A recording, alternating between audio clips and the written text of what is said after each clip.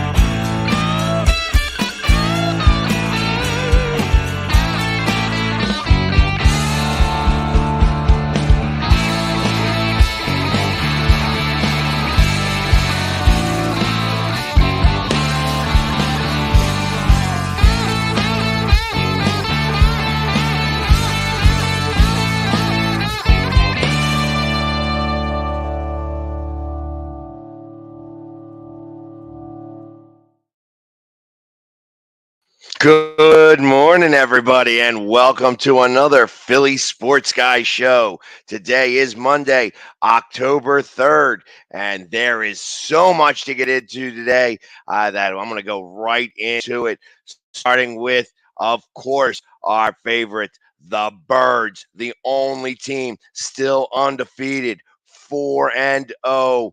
And we took on an old friend, Doug Peterson, yesterday, and the Jacksonville Jaguars. And I tell you, it obviously rained yesterday, as everybody saw. It poured. It was like somebody turned a faucet on all day long. And of course, when after the game is over, the rain stopped for a little bit, at least to get everybody out of the stadium.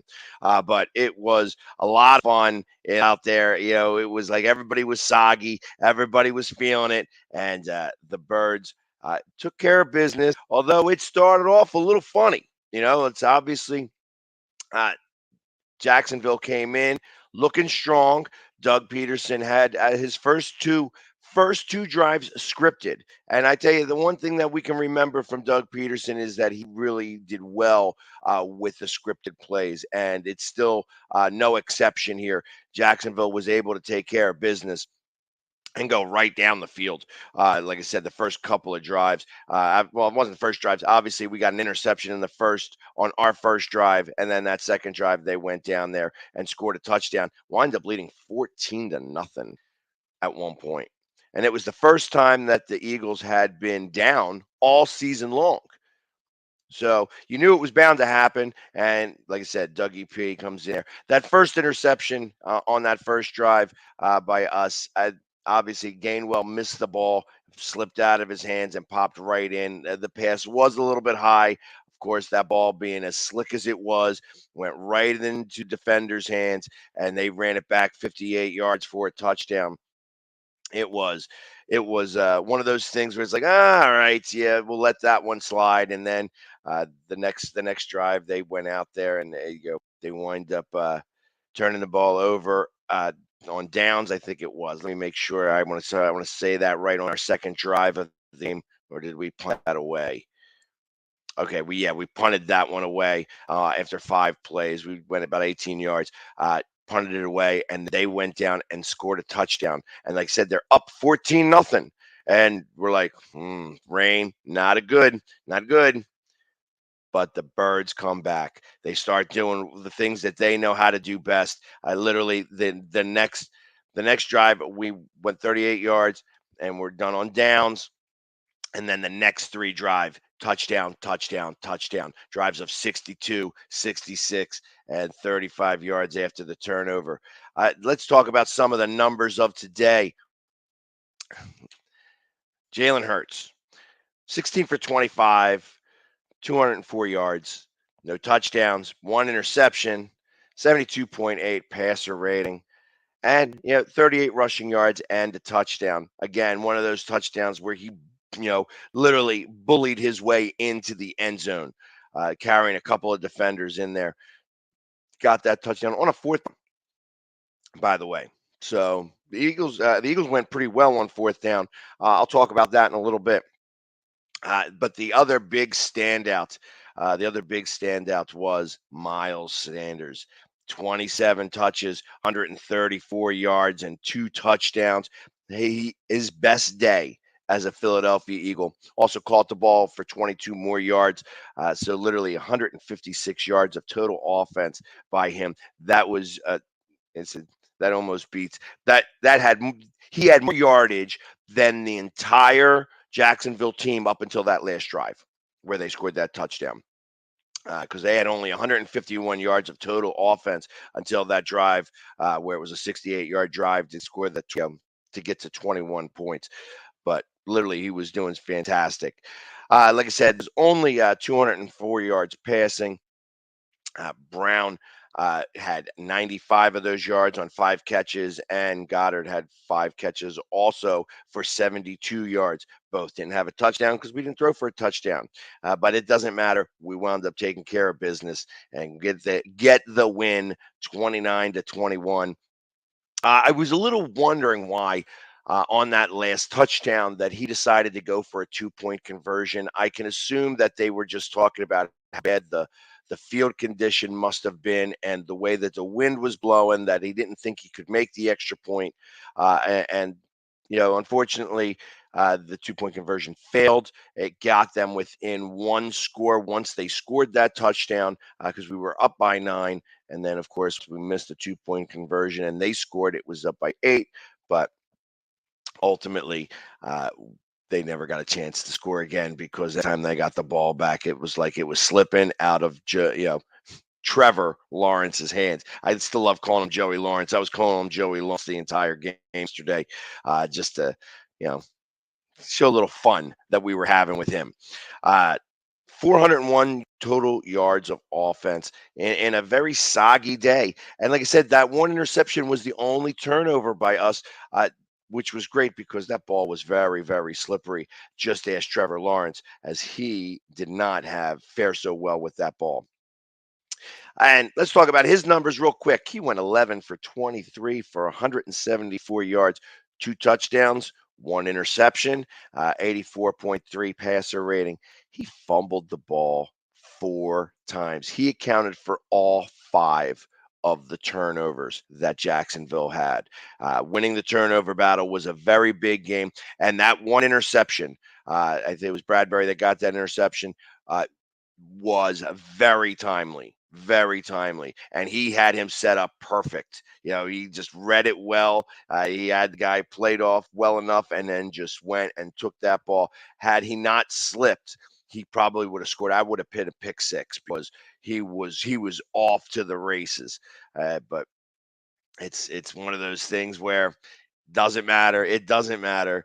They got the pick. They stopped that drive. Literally, it was they were about to score. It seemed because that was in the red zone, and Bradbury takes care of business, as well as that defense.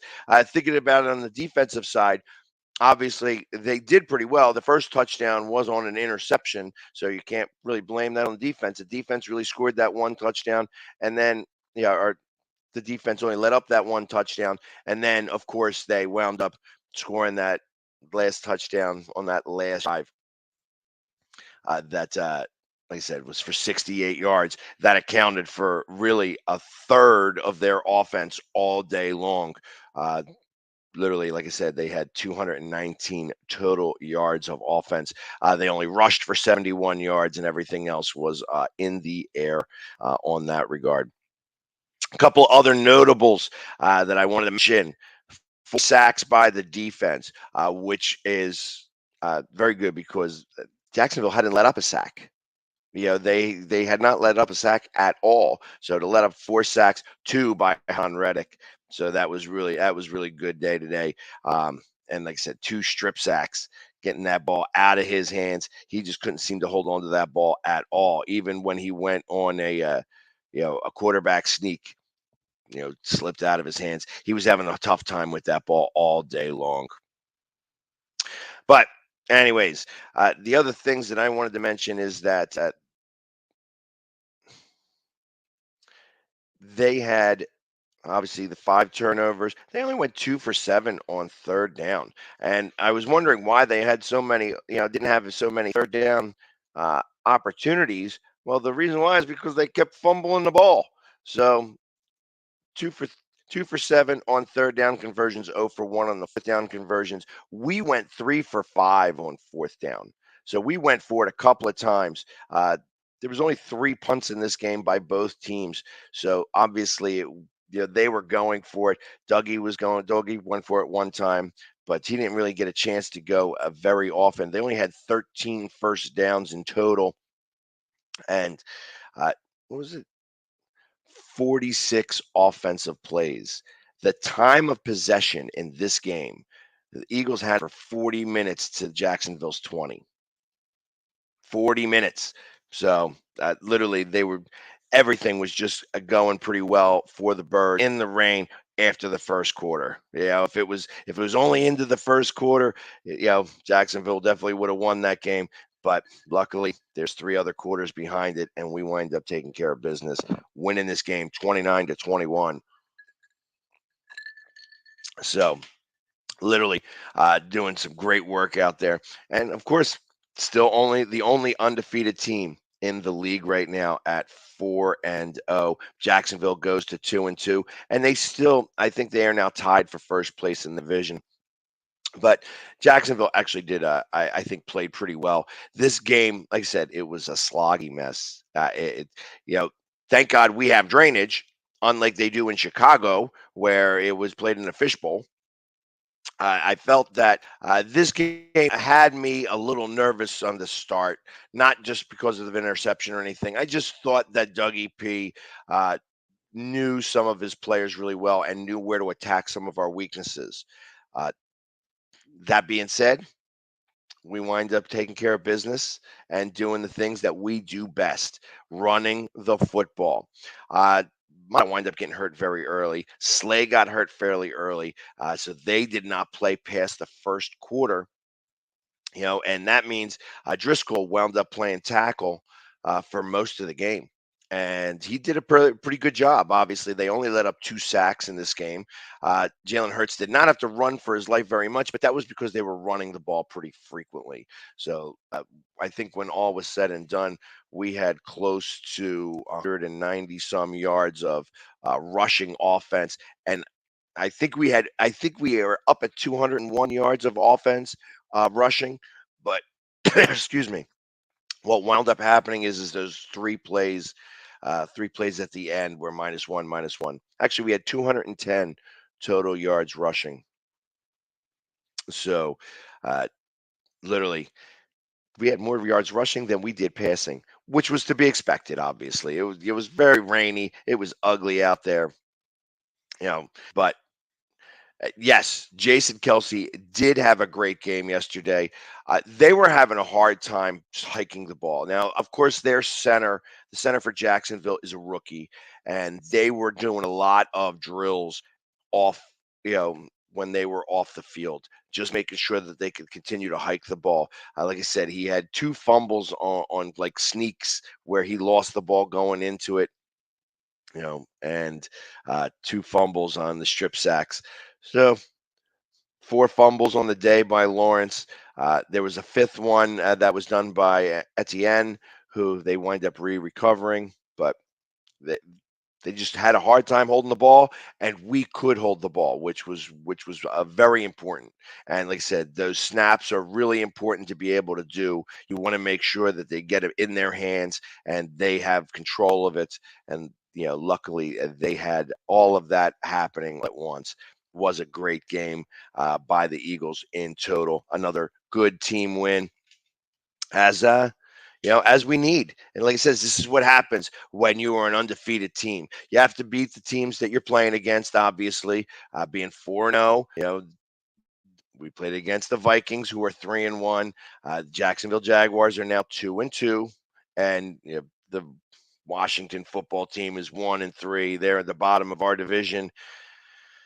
So we just taking care of business. Next week on to Arizona, and we go over and take care of business out there. Stay undefeated.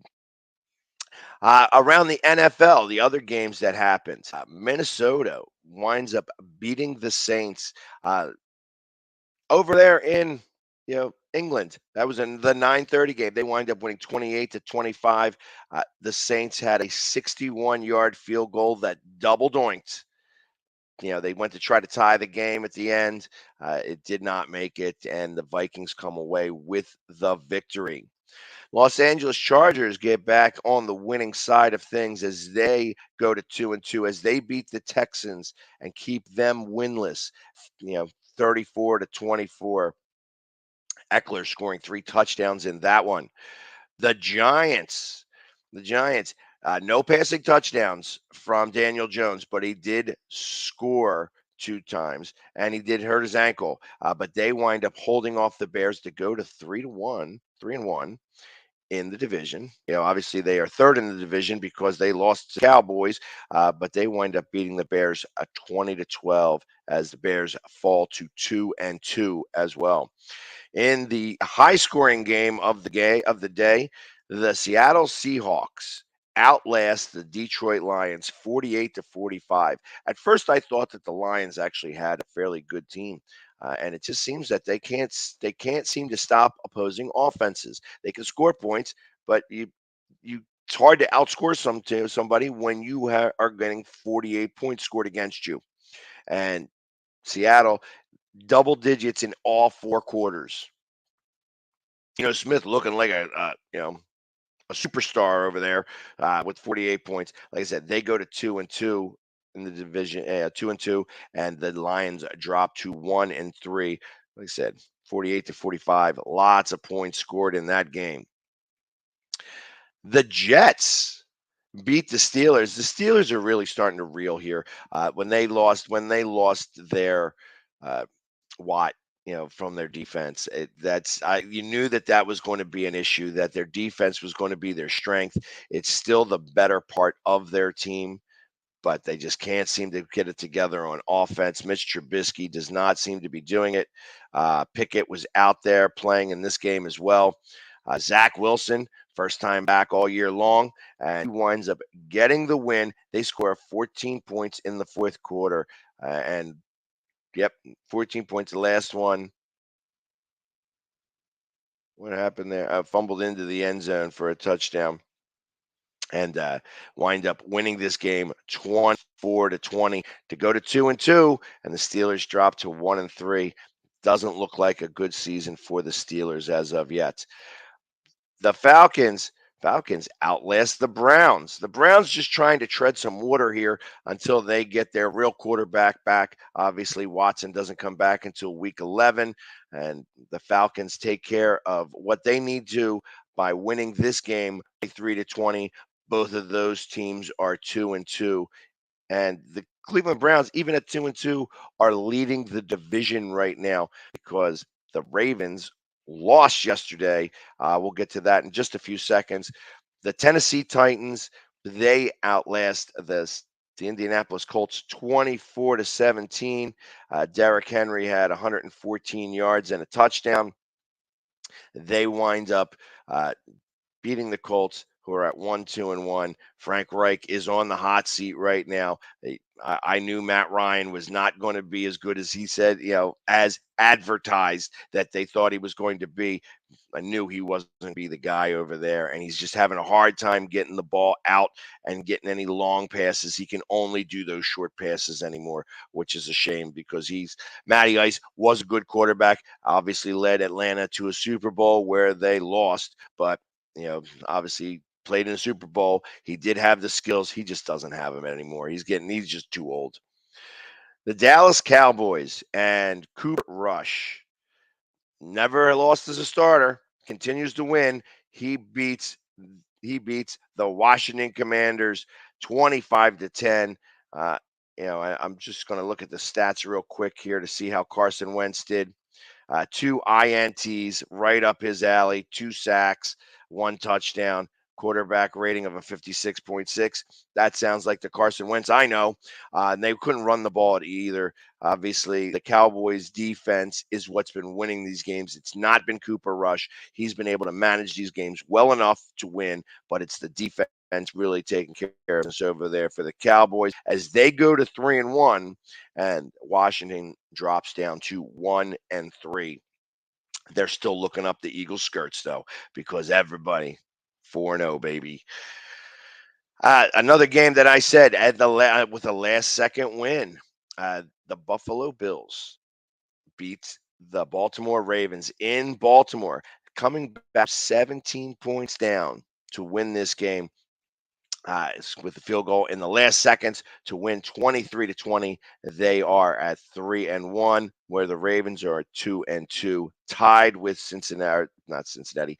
Cleveland for the division lead in the AFC Central, and the Bills are tied with Miami for the lead in the AFC East.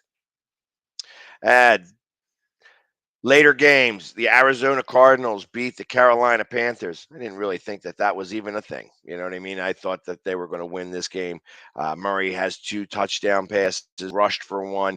He's about to come see us. Scores 16 points in the fourth quarter. Needed all 16 of those points. Carolina tried to make it close, but it just didn't seem to work. They wind up winning this 26-16. They go to 2-2 as the Panthers drop to 1-3. The Denver Broncos. Now, I have known, if you've been listening to any one of my shows, I've been telling you that the Denver Broncos are frauds. They are frauds, that this quarterback does not know how to play anymore. He should have retired. That this is, these quarterbacks, these old quarterbacks, when Brady moves and he goes and wins a Super Bowl, all these other quarterbacks thinking they're able to do the same thing. Ain't happening. Ain't it? Russell Wilson winds up getting this monster contract, and now they are really wondering if he's that guy, because he's not able to do it. And the Raiders go ahead and get their first win, and 32-23. Broncos drop to 2-2 on the year, and I expect that that's going to continue to drop because, like I said, the Chiefs are still the class of that division. I think that the Chargers are going to make the playoffs. I think that the Raiders lost the best things that they had when they lost their coach and they got rid of their GM. And you could say whatever you want, Raiders Nation. Yeah, I believe what I believe, and you can believe however you want to believe, but you're 1-3 right now, and the only team that you beat right now, I believe, is our frauds. So Denver Broncos, I expect to see more losses on their side. That this was touted as the best division in football. Not happening. And like I said, Raiders win 32 for their first win to 23 over the Broncos. A game where I thought, obviously, happened in this game, the Packers and the Patriots. First off, Hoyer gets hurt, and they have to bring in their third-string quarterback. So he winds up finishing the rest of that game. Aaron Rodgers throws his 500th touchdown pass. So that all happened. But they wind up going into overtime. Even in the midst of all that, they wind up going to overtime, and the Packers outlast the Patriots. The Patriots go to 1-3, the bottom of the AFC East. I gotta imagine Belichick is not real happy right now, but you got to play with the quarterbacks that you have. And unfortunately, when you're playing with a rookie quarterback, the fact that you were able to keep them in the game this well was good. Rodgers, I don't think, had a great game in this one. I know that I watched him throw pick 6, but he also threw his 500th touchdown pass. So congratulations to him. I think he's one of a few people that have 500 touchdown passes. So, but they wind up winning this game, and like I said, they go to 3-1 on the year. The Patriots drop to 1-3 on the year. And the 8:00 game, which I did not watch at all, but seemed to be like a pretty good game, was the Kansas City Chiefs beating the Tampa Bay Buccaneers 41-31. This game, as I was listening to it in the car, the very first play of the game, I think they fumbled, or like it was on the kickoff. They fumbled, and the Chiefs scored a touchdown in like less than a minute's time, and they kept going, 41-31 over the Tampa Bay Buccaneers. So, and they go to 3-1 as Tampa Bay then now goes to 2-2 in that division. But everybody else stinks in that division, so they're still in first place. It doesn't matter. Tom Brady's still got to figure out score some points. 31 points. Obviously, let's see his stats for the day. I didn't know. There we go. Patrick Mahomes went 23 of 37 for 249, 3 touchdowns and an INT, where Brady 39 for 52. I guess they didn't rush the ball. You could tell they didn't rush the ball. Fournette ran for -3 yards, and White ran for 6 yards. So they had 6 total rushes. They were throwing the ball every play. 39 for 52, 3 touchdowns. Yeah, and his passer rating, is it going to give it to me? No, it's like, he fumbled the ball once. That ain't going to give me his passer rating. It doesn't want to show me that. So, anyways, doesn't matter. Like I said, it's Tom Brady. We'll wind up seeing him later. He's going to wind up winning that division because everybody else in that division stinks out loud. So, Tampa Bay is going to wind up. And they only have a pretty good defense. Obviously, they got Tom Brady in there. Evans came back his suspension. I know that he scored a touchdown. So, that all being said, it was the defense. The defense is a part of their game, Chris. As I'm seeing you, Tampa has no running game, obviously, as they got 0 yards, or I think they got 3 yards in total rushing offense. And their defense is supposed to be the strongest team. We will see. We'll see what happens. And I expected Andy Reid to win that game. This was like payback for the Super Bowl a couple of years ago, as I kind of expected what was going to happen here. But both teams definitely, it's still early in the season, and they both got things that they need to fix. But like I said, one's 3-1, the other one's 2-2. Both lead their divisions, so I expect to see both of those teams in the playoffs moving forward here. All right, let's take a quick commercial break because there's still a lot more to talk about. We're going to talk about the Phillies. We're going to talk about the Union. We're going to talk about the Flyers, and smells like basketball season. And there's a game that's happening today that everybody may pay a little bit of attention to. So let's come back after these commercial messages, and we can talk all about it. Stay tuned.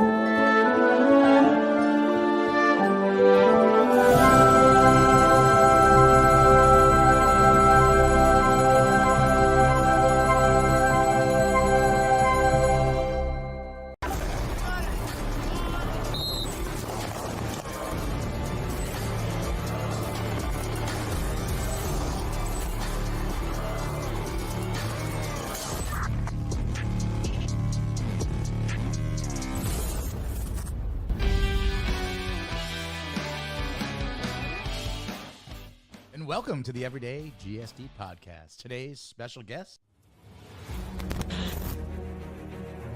Welcome to the Military Podcast. A true everyday. It's the man of the job. It's the man of anything. Success is based on participation. So I participate daily. Daily, yeah. For those who don't know, it's Cold War era. Anybody wants to hear anything I have to say, but you and I have a lot of great conversations. Everyday GSD is more than just a podcast. It's a movement. It's a way of life. The show's guests come from all walks of life and all have the same everyday get shit done mentality in common. Many are former military special operators who are now everyday GSDing in their civilian life. Others are civilians who get shit done on a daily basis. Veteran, prior military, the goal is to motivate and inspire through like-minded guests sharing epic life stories. Ultimately, what we want the audience to realize is every day is an opportunity to get up and get shit done. My name is Darren Bebo, and I everyday GSD. This is Jonica, and I everyday GSD. My name is Mike Rebell, and I everyday GSD. This is Jeffrey Barnett, and I everyday GSD. This is Wojo, and I everyday GSD. This is Jake, and I everyday GSD. My name is Hannah Gaber, and I everyday GSD. This is Rachel, and I everyday GSD. My name's Keith Dixon, and I everyday GSD. My name's Kyle McCord, and I everyday GSD. I mean, you can see right now, without LeBron, Lakers are struggling. Let me tell you about a team I hate, all right? I know the Dallas Cowboy fan is here, so I had to make sure he knew how much I hate this team. I'm ready. I've often said that the people who run baseball, they try very hard to ruin it.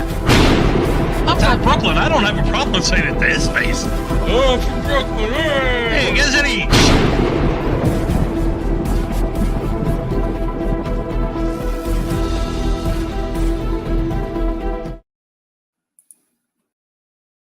And we are back. And just to let everybody know, I wanted to make sure to get this out. We're going to start it today. I mentioned this week, but if you're going out to Arizona, you want to come to the first ever PSG Charity Open. We're playing miniature golf. We're going to be going to the Glow Putt Mini Golf Center over on Shea Boulevard in Scottsdale, Arizona. Hollis Thomas is going to be there. Instagram model Sam Draper in attendance.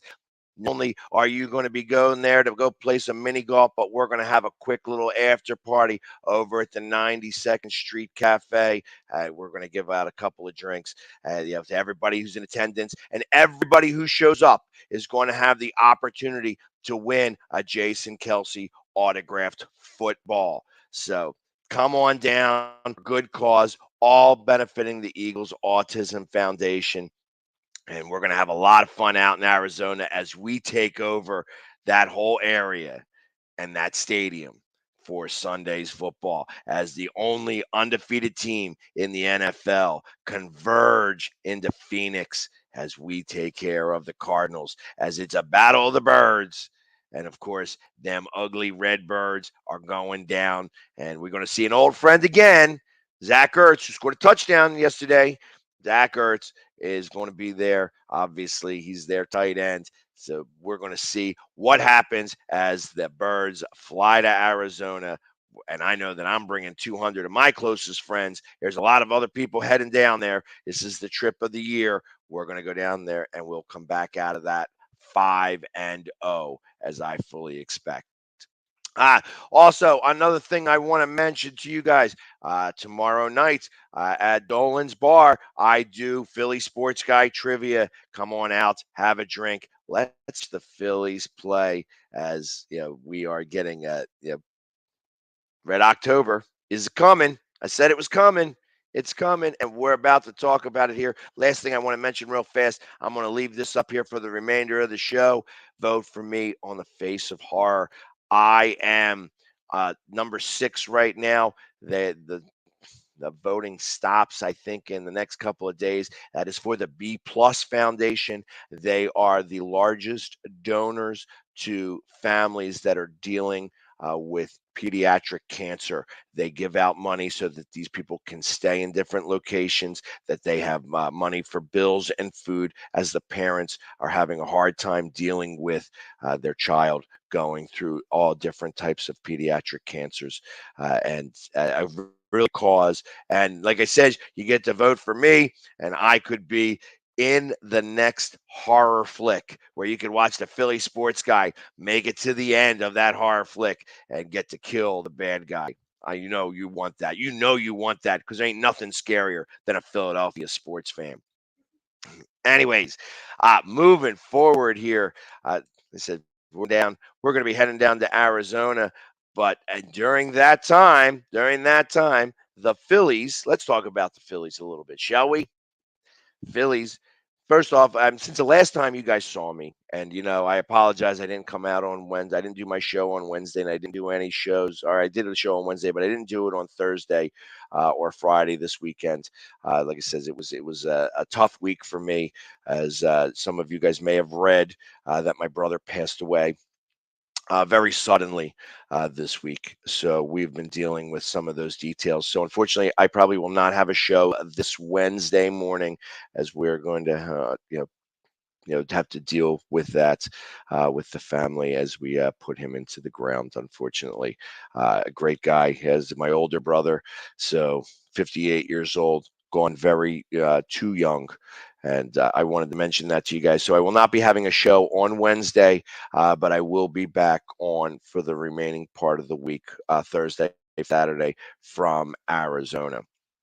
But so last time you guys spoke to me, the Phillies were getting swept by the Cubs, which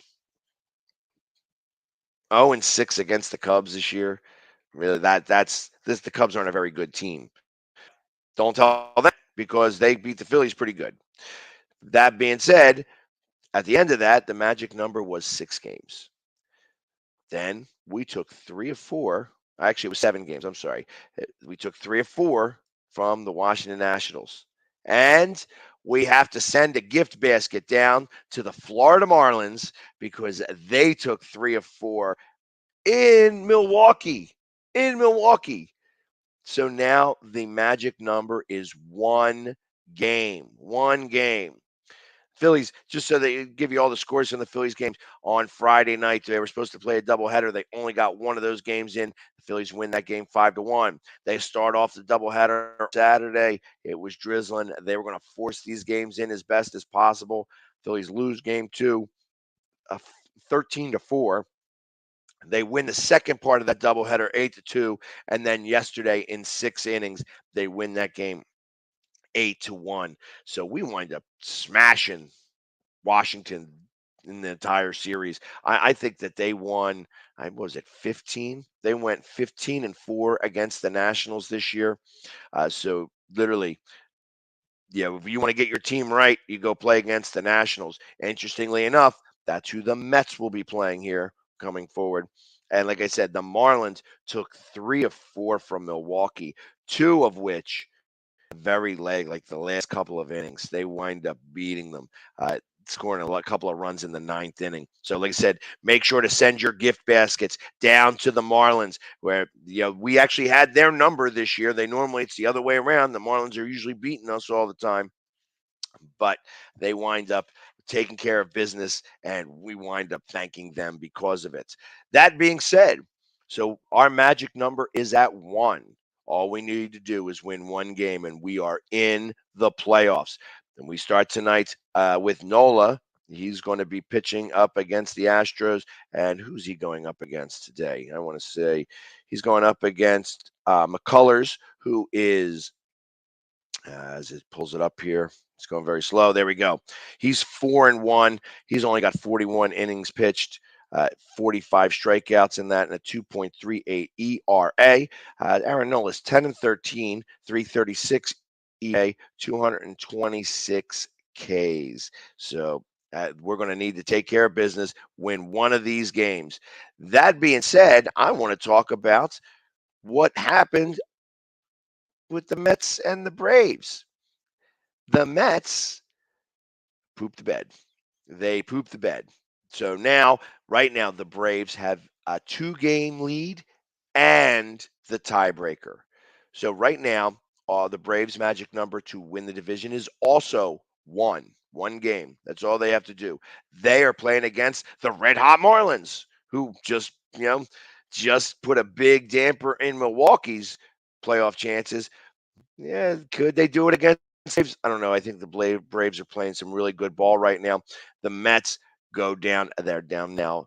They got the top wild card spot, but are down by the division in 2 games. They need to sweep. And they're going to need to sweep the. Do I have them here? The Washington Nationals. So they got to play the Nationals, and the Braves play the Marlins. So it has to be sweeps by both the Mets and the Marlins for them to win the division. I think Atlanta's got this worked out here. I can't really say that this is like the 2007 demise, because obviously the Mets are going to make the playoffs. In 2007, they did not make the playoffs. So the Mets are going to still be in the playoffs, and they're going to be that top wild card seed. But now when you check the wild card standings, right now, Padres hold a 1-game lead for that second spot. So what does that mean in the grand scheme of things? Padres have a home game series against the Giants, and they also, their magic number to get the number 2 spot is 2 wins. They need to get 2 wins. The Phillies hold the tiebreaker against the Padres too. So if by chance we are tied at the end of this, we're going to wind up playing the Mets in the wild card. 3 games, New York. I would much rather, me personally, I would much rather play the Cardinals and go to St. Louis for 3 games, because the Mets have had our number all year long. But we're going to play who we're going to play. So we'll see what absolutely happens there. But like I said, Mets falling out of grace, losing the division, leading the division all year long, losing it at the end. And like I says, all Atlanta's got to do is win 1 game, and they clinch the division. And like I said, the Padres got to do their thing. The Padres have, like I said, 3 games against the Giants. The Brewers are playing the Diamondbacks. The Phillies are playing the Astros, and Atlanta's playing the Marlins. So lots going on there. I fully expect that we'll have an answer here within the next 2 days. The Diamondbacks aren't necessarily a bad team.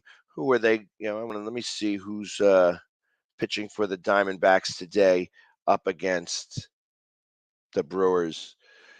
And it is,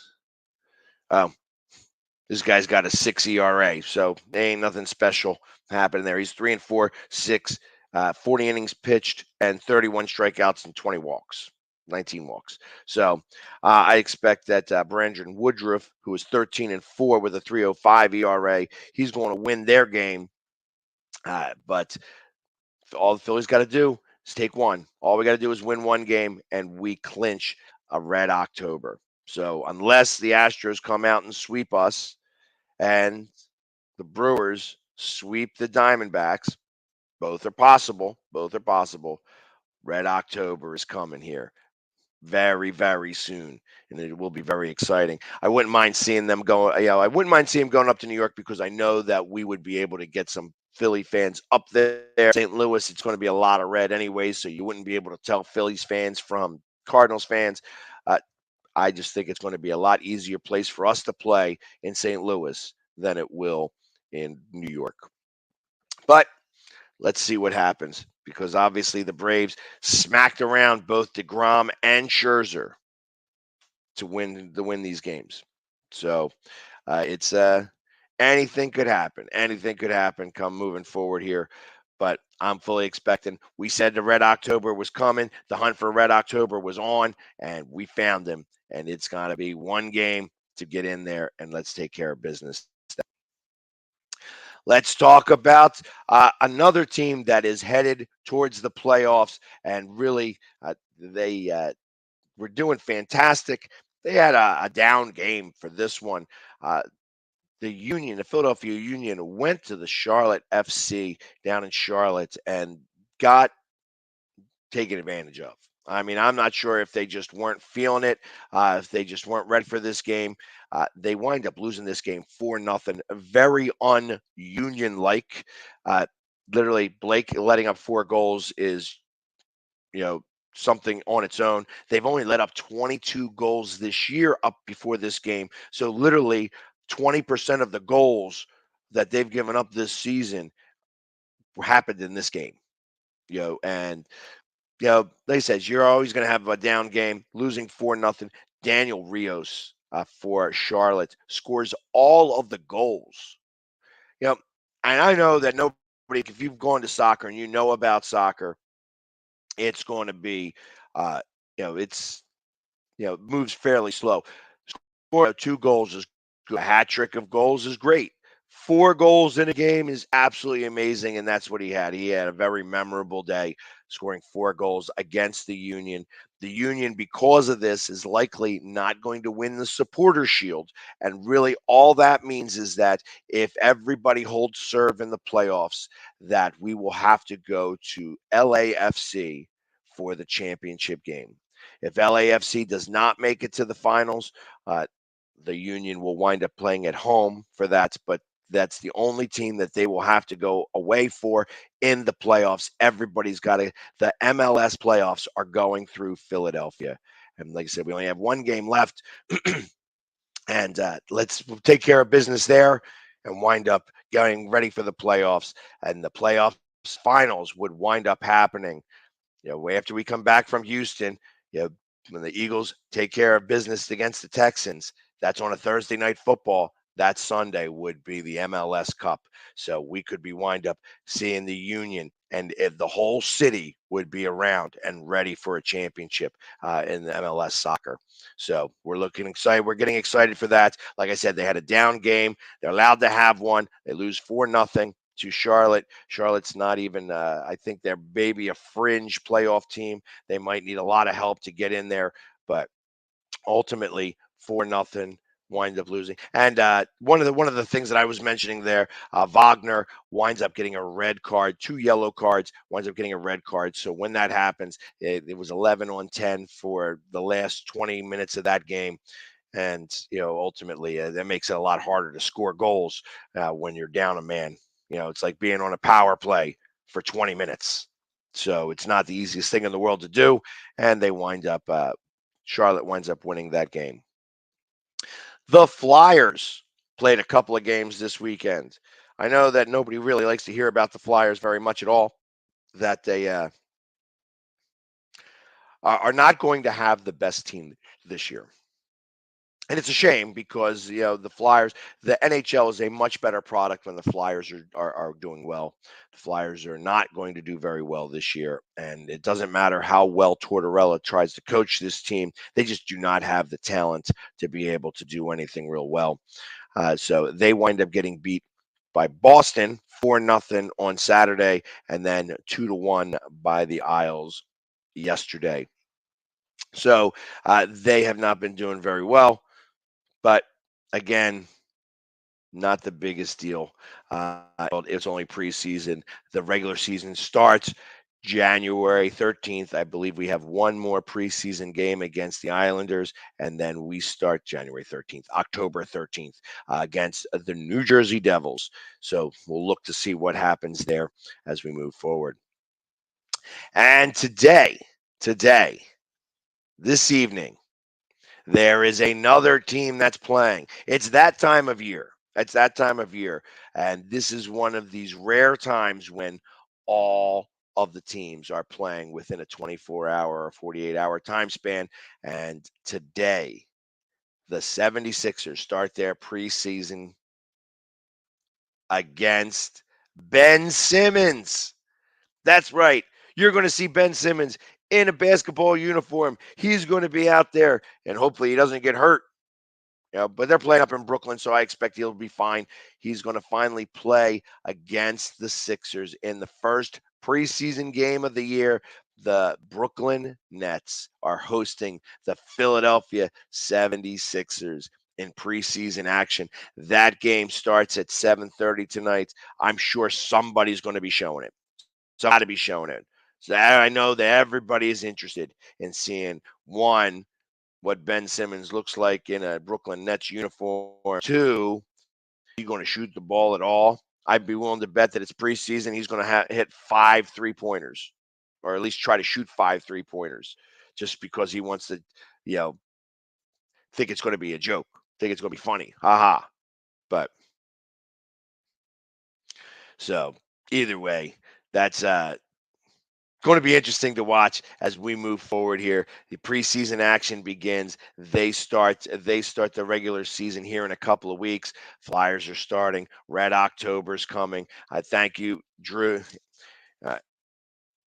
Andrew, to let me know that Gallen is on the mound tomorrow. That's where we're going to expect to get our win. I think that we're going to wind up beating the Astros tonight. I think that Nola takes care of business. The bats a little hot from yesterday, and they wind up beating the Astros, who are really not playing for much of anything at all. They're probably going to have this starter. They wanted to get him some pitches. I expect that he'll go 4 or 5 innings, and that's it. They're going to pull him out and get him rest for the playoffs moving forward here. That they are just going through some motions here. They want to make sure to leave this series healthy and have everybody ready to go once they get to the playoffs. And they're obviously got the number 1 seed in the AL. So they're going to wind up playing whoever bottom part of the wild card, which could very well be. I don't even check the other wild cards when I was going through all that stuff. Let's see who's in the wild card for the American League. The Blue Jays, the Mariners, and the Rays. It looks like the Mariners, they're a game and a half up with obviously 3 games left against the Rays, that they are. Yeah, okay. The Orioles are out, absolutely out. All right, because it doesn't have them has a mark next to them saying that they are out. So it looks like it's going to be the Rays against the Guardians and the Mariners against the Blue Jays, as the Mariners break a 31-year drought or something like that, and they get into the playoffs, all off of that rookie J-Rod. So J-Rod, signed there for a long time. He's going to be doing pretty well over there. Gets them into the playoffs as they go up there. And they Rays, obviously they are a team that, one, seems to always be in the playoffs. Two, have the pitching to be able to sustain being in the playoffs. The Cleveland Guardians also have really good pitching. That's going to be a very interesting matchup. And of course, the bottom team who wins that is going to wind up playing the Astros, who've got 104 wins. And I think that they are, let's see. The Dodgers have 110 wins. Wow. So the Dodgers are the best team in baseball right now, followed by the Astros. But that all being said, I am excited for Red October, and I hope that we go against the Cardinals, because I think that we have a better shot against the Cardinals, and then we will go and play the Dodgers. And I actually like our chances against the Dodgers. For some reason or another, the Phillies love hitting the in LA. So it's I'm hoping that the Padres hold serve and the Phillies hold serve, and that we get into the playoffs, and that the Padres hit the number 2 wild card, we stay the number 3, and we go up against St. Louis. Not that I don't think that we can beat the Mets. It's going to be a lot harder to beat the Mets, as they've been in our head. I think we've won 5 games. We are 5-14 against them this year. So it's going to be tough to win 2 out of 3 up there, especially going up against DeGrom and Scherzer. But anything is feasible. Anything is possible. So let's get in there first and then worry about where we're going to be. I want to go see the Cardinals, because I think after we beat the Cardinals, we have a really good chance of beating LA.